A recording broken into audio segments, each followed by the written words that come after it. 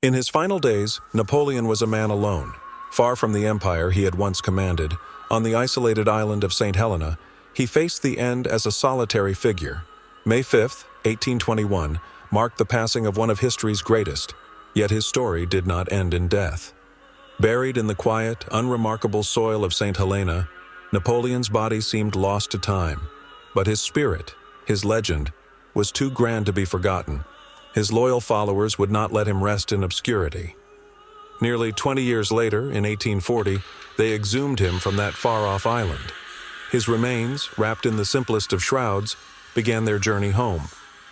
As the ship, the HMS Belle, carried Napoleon's body across the ocean, there was a sense that this was more than just a voyage.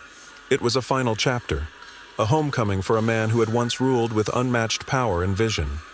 As the ship docked on the shores of France, the people, his people, gathered in their thousands, ready to welcome their fallen emperor back to the soil he had fought so hard to shape.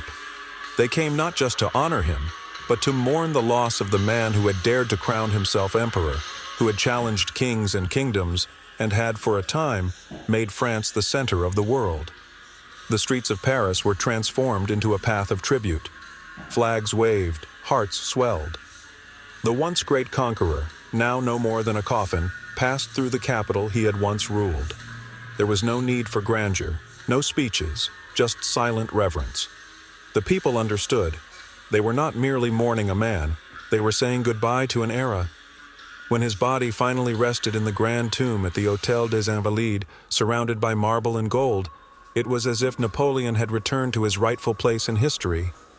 There, beneath a grand dome, he lay at peace, but his legacy continued to loom large.